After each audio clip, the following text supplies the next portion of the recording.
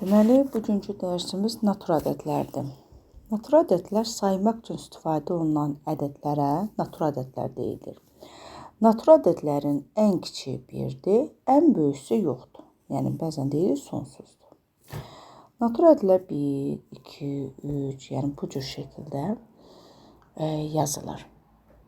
Natur ədədlər tək cüt olmaqla ikiyə ayrılır. Tək ədədlərin ümumi yazılışı 2n-1, 2n+1, 2n+3 bu cür şəkildə yazılır. Cüt ədədlərin ümumi yazılışı isə 2n, 2n+2, 2n+4 bu cür şəkildə yazılır. Tək ədədlər cüt ədədlərin cəmisi tək ədəddir. Bəzən onlar da insana qayda yadımızdan çıxar. Həmişə bu cür hallarda nümunə çəkmək lazımdır. Məsələn, tək ədəd olaraq 1, cüt ədəd olaraq 2 qoyaraq bunların cəmisi nə olur? 3. Natur ədədlər bunlarla yanaşı sadə və mürəkkəb olmaqla da iki yerə bölünür. Yalnız 2 böləni, yəni 1-ə və özünə bölünən ədədlərə sadə ədədlər deyilir. Misal üçün 17, 23, 37 və s. Görürsünüzmü? 17 1-ə və özünə, 23 1-ə və 23-ə, 37 1-ə və 37-yə bölünür. Mürəkkəb ədədlər isə 2-dən çox böləni olan ədədlərə mürəkkəb ədədlər deyilir. Məsələn, 4. Görürsünüzmü? 1-ə, 2-yə, 4-ə, 2-dən artıq böləni olursa, biz buna deyirik mürəkkəb ədədlər. 1 nə sadə ədəddir, nə də mürəkkəb ədəddir. Ən kiçik sadə ədədimiz bizim 2-dir. 2-dən başqa bütün cüt ədədlərimizin hər biri mürəkkəb ədəddir. Hər hansı bir ədədin sadə və mürəkkəb olduğunu yoxlamağın qaydası var. Verilmiş ədəddən kök alırıq. Misal üçün, tutaq ki, 167. Deyək ki, baxaq görək, rəqəmin özü görüş 3 rəqəmlidir. Bəzən çaşırlar ki, bu sadədirmi, mürəkkəbdirmi? Sən buna təqribi olaraq bir qiymət çıxardırsan, 167-yə təqribi olaraq, məsələn, 13 169-dur. Görürsünüz, buna yaxın ədəd 144 olacaq. Çünki bunu ötməyən 13, məsələn, ötür 169 kök olduğundan kök hesabı 169 olur, onun üçün kvadratı. Bunu ötməyən demək 12 tam neçədir. Mənə artıq tam maraqlı deyil, 12-yə qədər sadə ədədlər. Hansıdır? 2-dir, sadə ədədlərimiz 3-dür, 5-dir, 7-dir, 11-dir. İndi bunların hər birini yoxlayırıq. 167 2-yə bölünmür, 167 3-ə bölünmür, 5-ə bölünmür, 167 7-yə də bölünmür, 11-ə də. Əgər hər hansı biri birinə bölünsəydi, biz deyəcəyik bu mürəkkəb ədəddir. Görürsünüz, heç biri 12-yə qədər olan sadə ədədlərdən heç biri 167-yə bölünmədiyi üçün biz buna deyirik 167 sadə ədəddir.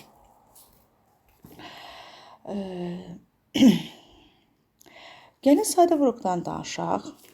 60-ı tutaq ki, sadə vuruqlara ayıraq. 2, 30, 2, 15, 3, 5, 5, 1.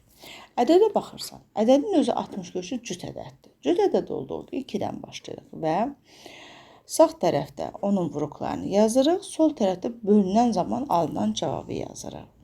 İndi sizə sual versə ki, neçə sayda vuruğu var? Vuruqların sayı var. Neçə dənədir? 1, 2, 3, 4 dənə. Deməli, 60-ın 4 dənə sayda vuruğu var. Neçə müxtəlif sayda vuruğu desə, neçə müxtəlif rəqəm? 2, 3, 5. Yəni, 3 dənəsi də müxtəlif sayda vuruğu var.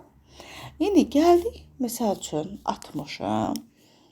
Bu cür yazsaq, 2 üstü 2, 3, 5, bu üstə 2 yazdığım, yəni 2-dən 2 dənə olduğu qüvvət qüvvət həmin ifadədə ədədin sayını göstərir. Desə ki, neçə dənə sadə böləni var? Deyəcəksən, sonsuz sayda böləni var. Bu nə demək? Məsələn, -1, 1, -2, 2, -3, 3. Müxtəlif sadə vurğu ilə sadə bölən eyni anlayışdır. Onda bu zaman deyirik ki, 60-ın neçə dənə sadə böləni var? Deməli, 3 dənə sadə böləni var. Ona görə deyirik ki, müxtəlif sadə vuruqdan sadə bölən eyni mənanı kəsb edir. Deməli, biz bu cür qaydada uşaqlar baxır. Məsələn, deyir mənə, bu nə deməkdir? Burada bunun üstdəkilərin cəmi, məsələn, görürsən, 2 dənə bundadır, yazmasaq da biri 1, 1-dirsə, vuruqların sayı soruşulanda üstləri toplanır. Müxtəlif sadə vuruq və yaxud da sadə bölən soruşarsa, iştirak edən ədədləri göstəricisi olur. İndi sənə natural bölənlərin sayını soruşarsa, müxtəlif sadə vuruqların hansılardır? 2, 3, 5-dir. Onların saylarına, görürsən, 2-dən neçə dənədir? 2 dənə. 2 üstə gəlsin 1, 3-dən neçə dənə? 1 dənə. Üzərinə yenə 1 gəlir. Hər birinə 1-1 gəlib vuracaq 1-ə. 5-dən 1 dənədir. Yenə 1 vahid gəlib bir-birindən vururuq. Deməli, 60-ın 12 dənə natural böləni var. Bu nə deməkdir? Yəni, 60 nələrə bölünür? 1-ə bölünür, 2-ə bölünür, 3-ə bölünür, 4-ə bölünür, 5-ə bölünür. Yəni, ola bilər bəzən yaddan çıxsın. Ona görə də natural bölünən sayını taparaq rahat şəkildə bilirsən ki, 12 dənə natural böləni var. Tam natural deyəndə, yəni mənfi müsbəti nəzərdə tutduğuna görə 12-ni 2-yə vuracaqsan, eləcə 24. Sonra natural bölənlərin cəmini soruşanda isə natural bölənlərin cəmi üçün, misal üçün,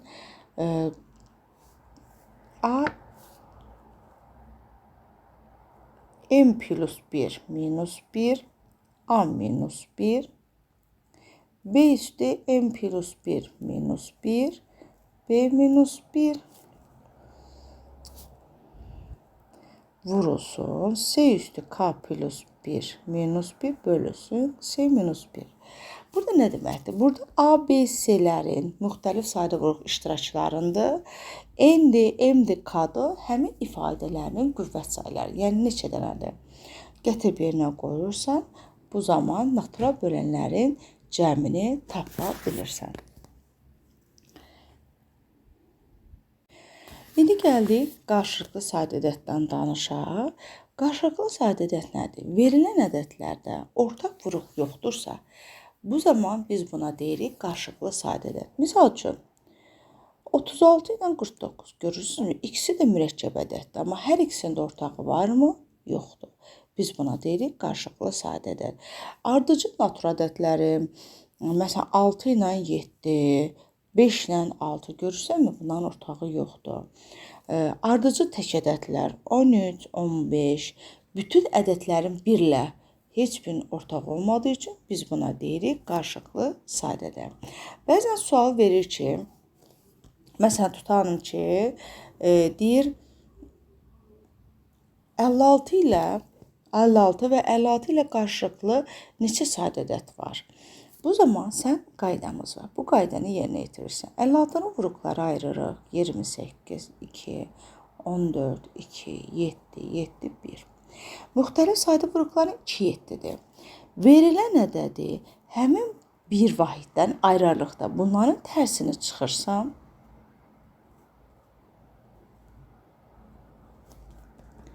56 vurulsun 2-də 1, 7-də 6. Bir dəfə 28, bir dəfə 4, 4, 6-ya vurdum 24. Deməli, 56 və 56 ilə qarşılıqlı neçə sadə ədədimiz var? 24-dən. Bu nə demək? Məsələn, 56 ilə 1-in elə özü, 56 ilə 3, 56 ilə 5. Dur, bir saat buna hesablamayacaqsan. Bu qaydanı tətbiq edərək deməli, neçə qarşılıqlı sayda ədəd olduğunu tapa bilərsən. Bu qayda bir də nəyə vaxt lazım olur? Adi kəsrlərdə də rastımıza gəlir. Sual verir ki, məsələn, məxrəci 56 olan, misal üçün 56 rəqəmi dediyimizə görə, 56 olan kəsirdə düzgün olan kəsir, düzgün olmayan kəsirə fikir verir. Məsələn, necə düzgün olan kəsir, neçə ixtisar olunan var? Və o zaman sənin bu tapdığın, bu qayda ilə tapdığın ədəd 24 dənə ixtisar olunmayan olur. Əgər düzgün kəsir deyirsə, 1-dən 55-ə qədər düzgün kəsir hesab olunur axı. 55-dən 24-ü çıxırsam, bu olacaq ixtisar olunan. Yox, düzgün olmayan ixtisar olun deyirsə, 56-dan 24-ə çıxırsan. Yəni, bu qayda ilə tapılan ədəd, adi kəsirlərdə soruşanda ixtisar olunmayanların sayını, təbii ki, düzgün kəsir deyirsə, verilən ədəddən bir vahid aşağı ədəddən tapdığım bu ifadəni çıxırsam, bu da olacaq, ixtisar olunanların sayı olmuş olur.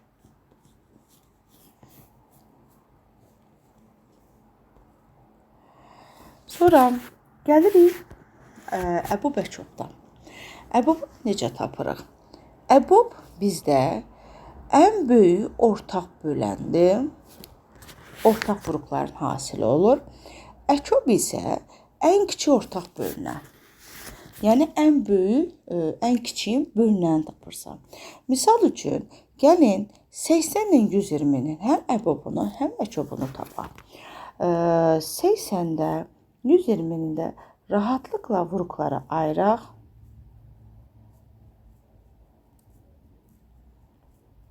Gördünüz mü? Yazdım, vuruqlara ayırdım.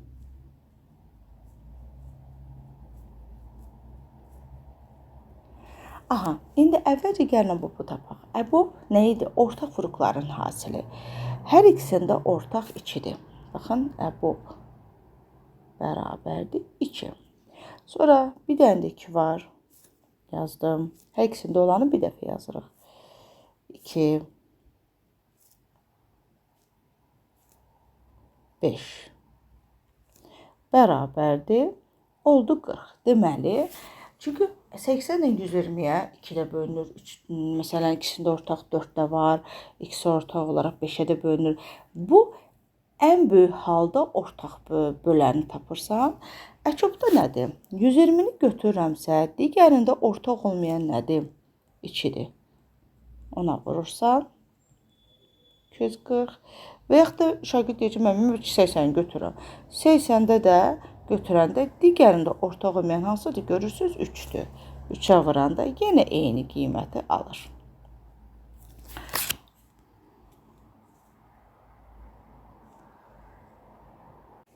Bax, burada, məsələn, 120 götürdüm, digərindəki 2, məsələn, 80-i götürdüm, digərindəki 3. Bu 2 ilə 3-lər ortaq olmayan vuruqların hasilidir. Ortaq olmayandır. Məsələn, 120 götürdüm, digərindəki bu 2 ortaq olmayanlardır. Bəzən bu cür vuruqlarından sonra sənə deyəcək ki, məsələn, ortaq olmayan vuruqların hasili 2 ilə 3-ün hasilini götürəcəksən. Qarşılıqlı sayda ədəddən bayaq danışdıq. Əgər əbub əçobda sənə qarşılıqlı sayda ədəd formasında verərsə, görürsən ədədlərin ortağı yoxdursa, əbub 1-ə bərabər olur. Əçob isə həmin verilən ifadələrin hasili olur. Misal üçün, əbub verir, tutaq ki, 12-dən 13. Görürsənmi, ortaq yoxdur. Avtomatik o 1-ə bərabər olur. Əçob olaraq isə həmin ədədlərin hasili 12-ni 13-ə vururuq. Eləyəcək 156. Bu belə. Bölən, bölünən məsələsi var. Əgər tutalım desə ki, A ədədi B-nin bölənidirsə, A ədədi B-nin bölənidirsə, onda deməli bu bölünəndirsə, bu zaman əbub olaraq böləni, yəni ən kiçiyi götürürsən, əçob olaraq isə B-yi götürürsən, yəni bölünən rol oynayır. Bu nə deməkdir? Məsələn, əbub verir 9-dan 3 tutaq ki. Görürsən ki, 9-u 3-ə bölmək olar. Bölmək olursa, əbob olaraq 3-ü götürsən, əçob olaraq 9-u götürürsən.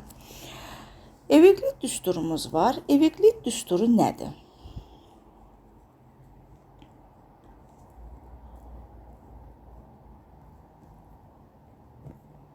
Evqlit düsturu nədir?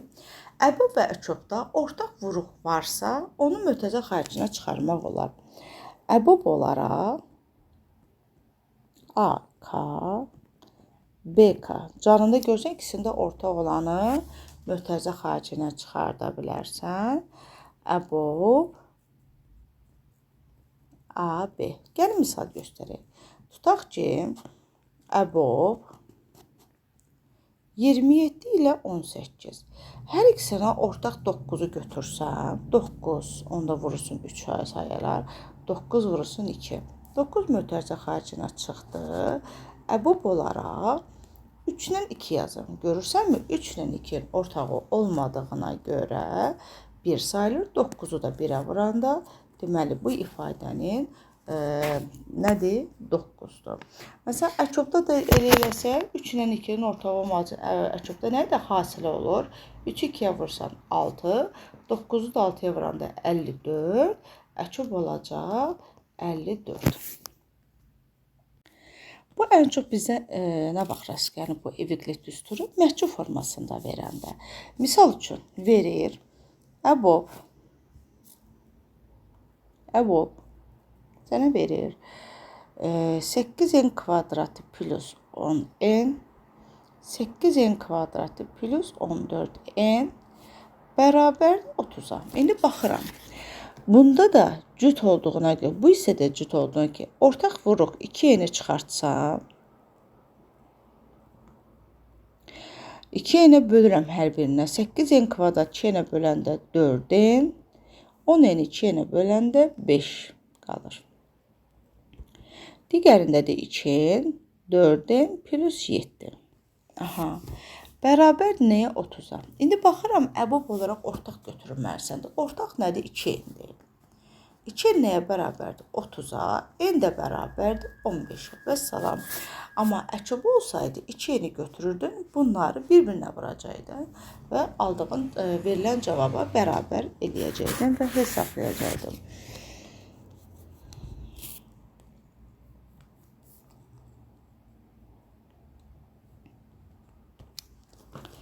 Yaxşı, tutaq ki, bəzən kəsr formasında verir. Tutaq ki, deyir əçob 4/3 ilə 6/5. 4/3 ilə 6/5-i tapın deyir. Mən o zaman nə edirəm? Bunları 4 ilə 6-ya ortaq gətirirəm. Ortaq bilirsiniz ki, 12-dir. İndi mən 12-yə gətirmək bunu 3-ə vururamsa, sürətə də 3-ə vururam. 9. Bu 6-nı 12-yə gətirdimsə, 2-yə gətirdimsə, 5-i də 2-yə vuracağım. Və görürəm ki, hər birində ortaq 12-də 1-dir. Əçob 9 ilə 10 qalır. 9 ilə 10-da bilirsiniz, ardıcıl natural dillər dedik, əbob da 1-ə bərabərdirsə, əçob da bir-birinin hasilidir. 9-a vuranda 90, burada da 12-də 1 var. 6-ya geçsə 2 dəfə 15, bu da eləyəcək 2-də 15 və yaxud da 15-i 2-yə böləndə 7/5 və yaxud da 7/2-də 1. Bu kəsirlərin hesablanmasında növbəti dərsimiz aydınlıq kəsirlərdə daha rahat öyrənəcəksiniz. Sonra var bizdə əbob əçoba aid bəzi düsturlarımız var. Ortaq olmayan sayda vuruqların hasili S deməkdir. Bu nə deməkdir? Misal üçün 30 ilə 40-da, məsələn, bunların ortaq 10-dur. Hər birini 10-a bölsəm 3 ilə 4-dürsə, burada 10 əbobu ortağıdır. Ortaq olmayanın 3-4-dür. 3-ü 4-ə vuracaqsan 12. Ortaq olmayan vuruqların hasili dedim S ilə işarə olunur. Bəzən onun adını yazırlar, amma özünü vermirlər. Əbob əçob arasında bir-iki düsturlar var ki, o düsturları bilməyiniz əhəmiyyətlidir. Əbob AB, əçob AB bərabərdir A vurulsun B-yə. Bu nə demək? Məsələn, əbob tutaq ki, 9 ilə 4. Görsən, içindəki rəqəmlər, ifadələr eynidir. Əçob 9 ilə 4 bərabərdir. Əgər əbob əçobun hasilində verilən ədədlər eynidirsə, elə həmin ədədlərin hasilinə bu da bərabər olacaq 36-ya. Orta olmayan vuruqların hasilinə görə də düsturumuz var. Əbob kvadratı bərabərdir AB bölünsün C-yə. Əçobun kvadratı bərabərdir A vurulsun B vurulsun C-yə. Bir də əçob bölünsün əbob bərabərdir C-yə. Sonra İndi davam edirik. Bölünən və bölən natamam qismət haqqında qalıq. Bölünən, bölən bərabər natamam qismət qalıq. Bölünəni tapmaq üçün natamam qisməti bölənə vurub, üzərinə qalıq gəlirik. Həmişə yadınızda saxlayın, qalıq həmişə böləndən kiçik olur.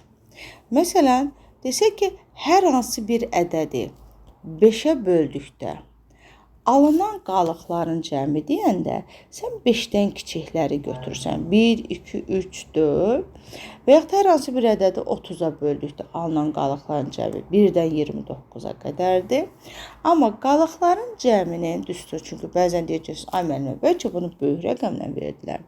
Bəlkə hər hansı bir ədədi 30-a deyəndə 1-dən 29-a qədər düzüb toplayacaq. Bu zaman n-1 bölünsün 2 düsturundan istifadə olunur.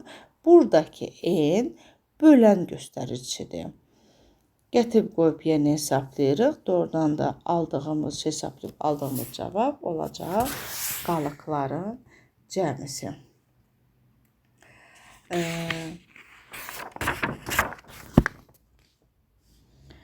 Bölünmə əlamətlərimiz var. İstənilən ədədlərin hər biri 1-ə bölünür. İstənilən ədəd hər biri 1-ə bölünür.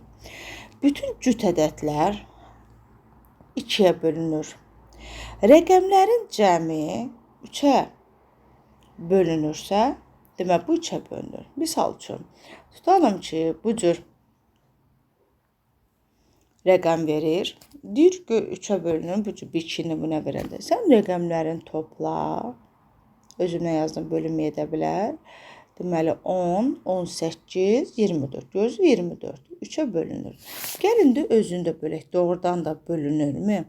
Yoxsa 6 dəfə 18, 18, 6 dəfə 18, 2 dəfə 6. Demək, aldığım cavab nədir? 6 gördünüzmü? Doğrudan da bölünmə əlamətləri biləndə bu qaydaları tətbiq etmək daha rahat olur. Nəinki bölüb vaxtımızı itirmək. 4-ün bölünmə əlaməti nədir?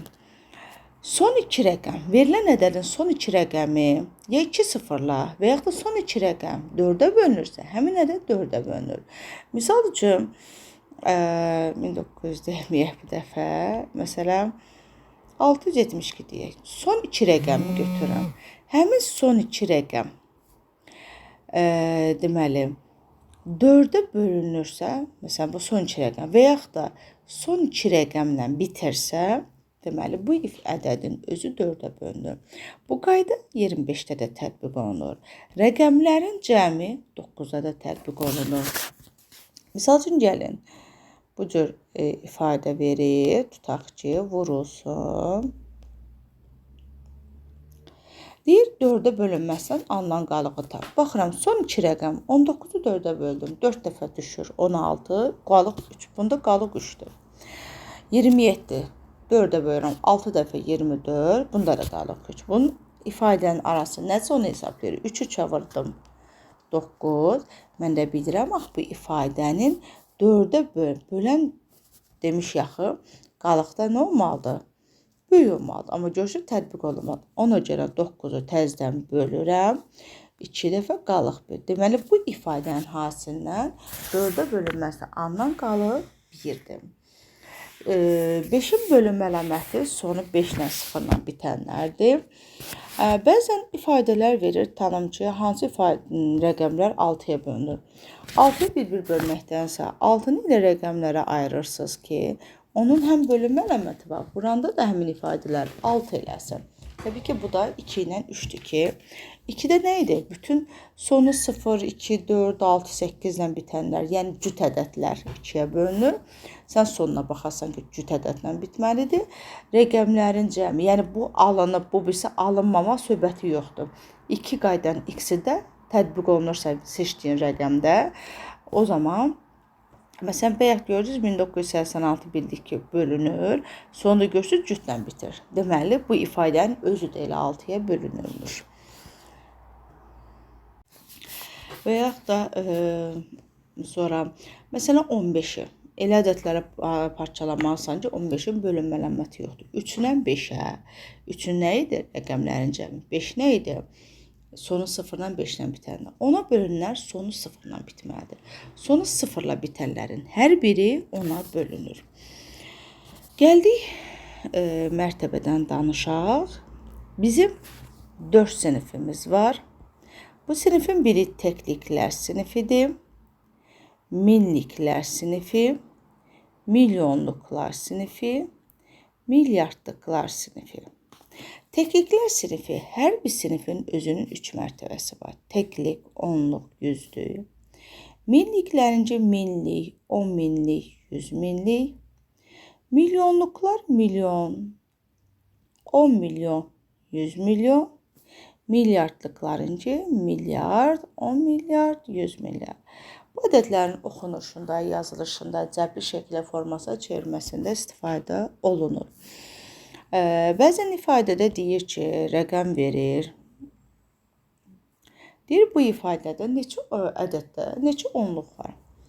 Bax, təklik onluq, harada dayandın? Orada dayandan sonra, digər ondan sonra sayılmır. Deyirsən, 1689 dənə onluğu var. Və yaxud da onluq deyir. Onun neçə sıfır var? 1 sıfır. Arxadan birini serirsən, deyirsən 1689 dənə onluğu var. Və yaxud da yüzlük. Sonu 2 sıfırla bitir. Deməli, 2 dənəsini sildin. Deməli, bu ifadənin 168 dənə yüzlüyü var. Mərtəbələrdə ən çox rastımıza gələn, məsələn, bu cür üstündə xət olmağı, bu mərtəbənin göstəricisidir. Mərtəbədə dəyişəni hesablamaq üçün hansı mərtəbədə durursa, o mərtəbənin göstəricini yazırsan. Baxın, təklik onluq. Onluq deyir 10A, üstəgəlsin B. ABC deyirəmsə, təklik onluq yüzlük deyirsən 100A, 10B, C. Gördünüzmü? Bu cür şəkildə ayırıb, cəbri şəklinə formasına gətirəndə ifadəni neyinirik? Toplama şəkildə yazırıq. Mən bir dənə topludan bir-iki dənə göstərmək istəyirəm nümunə ki, o nümunəyə baxarsınız.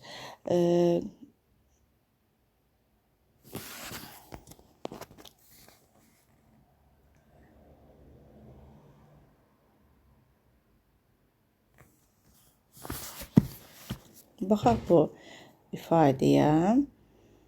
Məsələn, 12-ci suala baxın. 12-ci sualda deyir ki, bunu sileyim, zəhmət olmasam.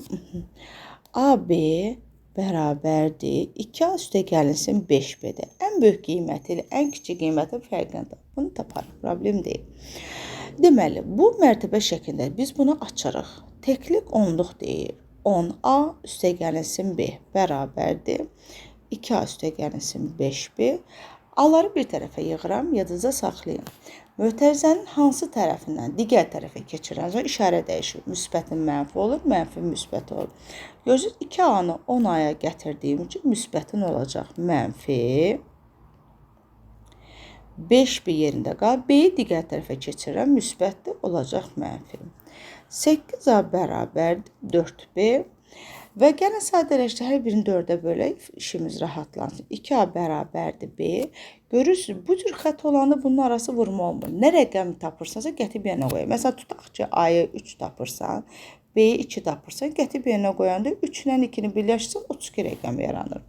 Amma üstündə rəqəm yoxdursa, bu vurma deməkdir.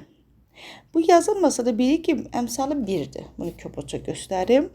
2 ilə 1-in ortağı nədir? 2-dir. Deməli, ayın 2-ni nəyə vursan? 2 eləyəcək. 1-ə. Deməli, ayın 1-dir.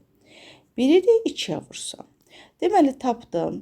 Sənə desə ki, bu ifadənin ən kiçik qiymət deyirsə, ən kiçik halda 12. Ən böyük halda bunları dəfə ilə qaldırırsa, 2 dəfəyə 2, 4, 3 dəfəyə 3, 6, 4 dəfəyə 4, 8, 5 dəfə 5, 10. Görürsünüzmü? Yerinə ancaq bir rəqəmli ədəd yaza bilərsən. Burada 2 rəqəm yarandığına görə 4, 8 olan ən böyük haldanı götürürük. Fərqini istəyir. 48-dən də 12 çıxıram. Cavab eləyir 36. Sonra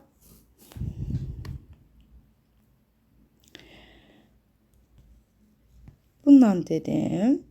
İndi gəlin başqa bir nümunə baxaq. Tək və cüt ədədlərdən də gəlin bir dənə nümunə çəkim. İşləyəndə daha rahat olsun deyə.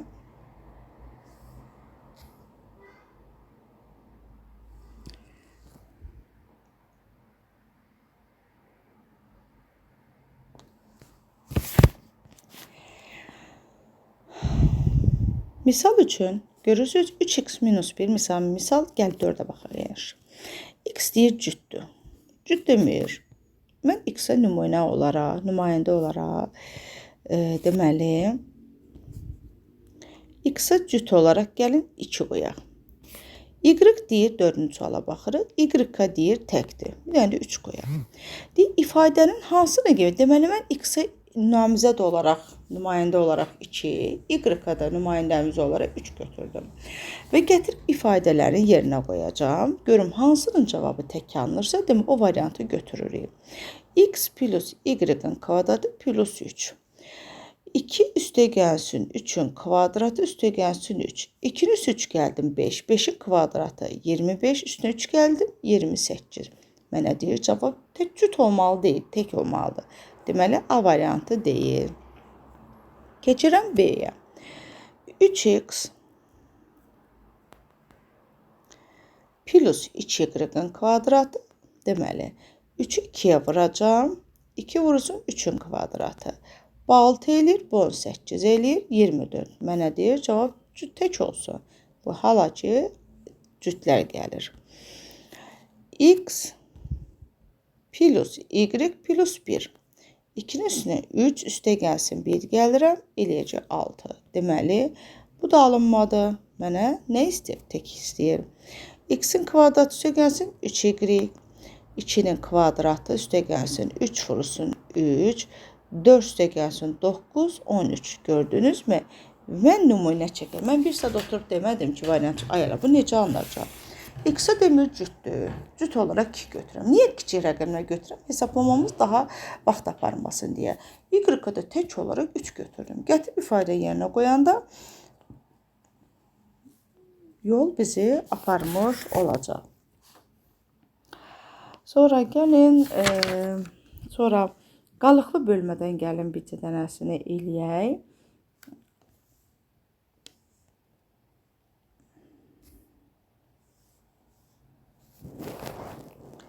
Sonra hansını istəsəniz, problem deyil deyərsiniz, izah eləyəcəm.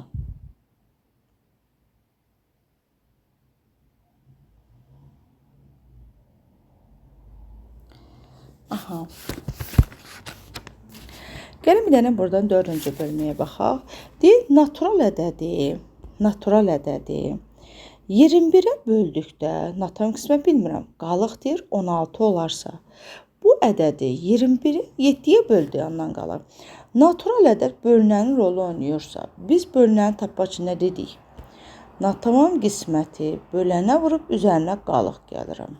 Yaxşı gəldim. İndi bu ifadəni 7-yə böldükdə 21 üstə gəlsin 16-nı 7-yə bölürəmsə, yadınızda saxlayın. 21 7-yə bölünürsə, artıq C-yin bölüb bölünməyi mənə maraqlı deyil. 21-i 3-ə böldüm. 3 C yerindədir. Üstəgəlisi 16 7-yə bölündə bir dəfə o düşür. Yazdım. Və 16-dan 7 çıxan nə qalacaq? 9. Deməli, üzr istəyirəm. 16-dan 7-yə böləndə 2 dəfə düşür. 14. 16-dan 14 çıxanda 2. Deməli, sənin qalığın nə imiş? 2 imiş. Və yaxud da bu cür də eləmək olar. Bunu yerinə qoyanda natamam qismətə istənilən şəkildə rəqəm qoya bilərəm. Məsələn, gəlin kiçik olaraq 1 qoyuram. 21-i 1-ə vurdum. 21. Üstün 16 gəldim. 37. 37-ni 7-yə böldüm. 5 dəfə qalıq. Fərqi yoxdur. Nə qoysan? Lap elə 1 qoyma 0 qoy. 21-i 0-a vurdum. Neçə elədi? 0. Üstün 16 gəldim. 16. 16 da 7-yə böldüm. 2 dəfə. Qalıq yenə də 2 olur. Fərqi yoxdur. Sonra gəlin əbaba əkobdan da bir dənə nümunə çəkim. Daha sonra testlərin hamısını işləyərsiniz. Qaranlıq qalan yerlərdə suallarınızı verərsiniz.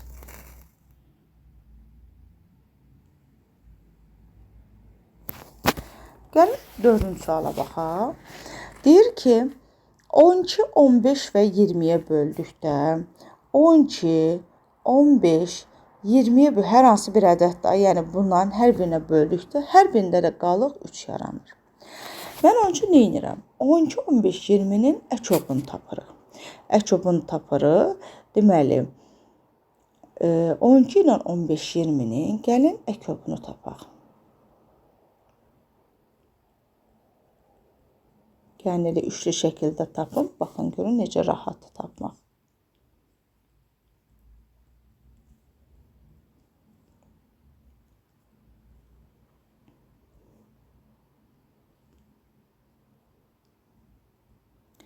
Əgər sizə üçlü şəkildə tapmaq rahat olmayacaqsa, bəzən şagirdlər bunu bunu tapaq, sonra üçlü şəkillə etap-etap 12 ilə 15-i taparıq, aldığımız cavabı 20 ilə taparıq. Mesela 12 ilə 13, 20'ni. En böyüğü 20'dir. 20'ni götürdükten sonra baxıram ki, burada 2 dənə 2, bunda da 2 dənə 2 var. Olmayan ortaq nədir? 3'dür. Vurdum 3'ə. İndi baxdım bu 5'dirsə 5'dir. İndi bu 5'dirsə bunun canında var. Bu 3 varsa bunun canında 3 olan burada da bir dənəsini yazmışam.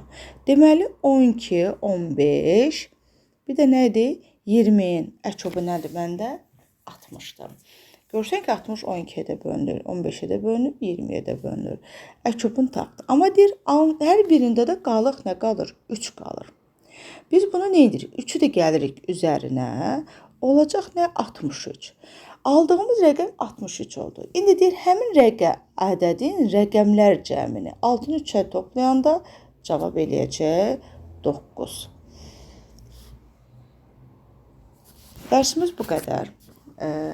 Kimə nə qaranlıq qalsa, hamısını dərsdə izahını verəcəksiniz. Müzakirələr edəcək. Sağ olun. Hələlik.